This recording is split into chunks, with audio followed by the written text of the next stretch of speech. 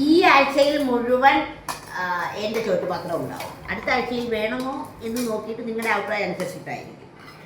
ഇത് എൻ്റെ ചേച്ചിയുടെ വീട്ടിൽ നിന്ന് കൊണ്ടുവന്നതാണ്. കക്കത്തോരൻ അവൾ കൊണ്ടുവന്നതാണ്.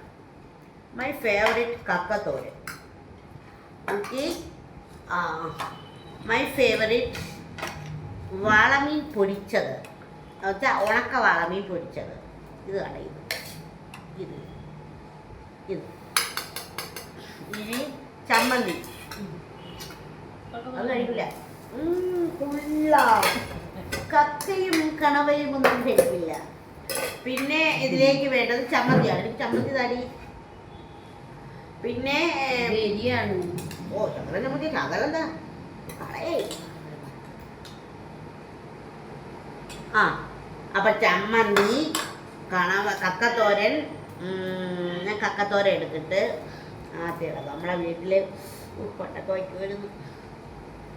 അമ്മാവച്ചി കക്കത്തോരൻ വെച്ച് ഉറിയിൽ വെച്ചിട്ട് പോണ നേരത്തിന് ഞാൻ തിറ്റത് കൊണ്ടേ കയറിയിരുന്നു. കക്കത്തോരൻ തിന്നു വരത്തി നല്ല കക്കത്തോരനാണ്. ഇനി പുളിശ്ശേരി ഉണ്ട്, പുളിശ്ശേരി എടുത്ത് കാണിക്കും.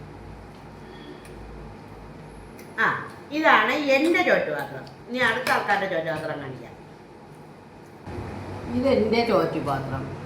കക്കത്തോരനും അമ്മിയും കരുവാണ് പൊരിച്ചത്. കക്കച്ചോറൻ മോട്ട് ചെയ്യുന്ന കഥ പറ. ഞാനേ പണ്ട് എൻ്റെ അമ്മാമ്മച്ചി കക്കത്തോരൻ വെച്ച് ഉറിയിൽ വെക്കും. ഞാൻ തിട്ടേരെ മണ്ടേ കയറി ഇന്ന് കക്കത്തോരൻ എടുത്ത് എനിക്ക് തരും ഇഷ്ടം പോലെ. എന്നാലും ഞാൻ എടുത്ത് തിന്നു. അത്ര ഇഷ്ടമായിരുന്നു. അതിൻ്റെ ഓർമ്മയ്ക്ക് വേണ്ടിയാണ് ഞാൻ എൻ്റെ മക്കൾ ഇന്നലെ പോയിട്ട് വന്നപ്പോൾ കക്ക വെച്ചുകൊണ്ട് തോരൻ വെച്ചുകൊണ്ട്. അപ്പോൾ ഇനി അടുത്ത ആളിനെ കാണിക്കാം. എൻ്റെ ഫേവറേറ്റ് ആണ് ഈ ചമ്മന്തി. കക്കത്തോരനും കണവ, കൊഞ്ച് എന്നിവ. കണവ, കൊഞ്ച്, ഞണ്ട്, പിന്നെ തിരച്ചി, കൂന്തൽ, അങ്ങനെയുള്ള ഒരു സാധനവും. കാക്കച്ചി തിന്നൂല. പിന്നെ നോക്കുകയും വേണ്ട. എന്നെ തീറ്റിക്കാമെന്ന് ആരും വിചാരിക്കുകയും വേണ്ട. അപ്പം അതാണ്. എനിക്ക് ചമ്മന്തി ഉണ്ടെങ്കിൽ വേറെ ഒന്നുമല്ല.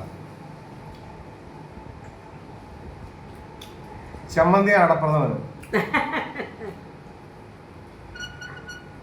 ബീഫും വാഴക്കേപ്പും പോലെ. ചമ്മന്തി അടക്കള ബീഫും വാഴക്കേപ്പും പോലെ അല്ല.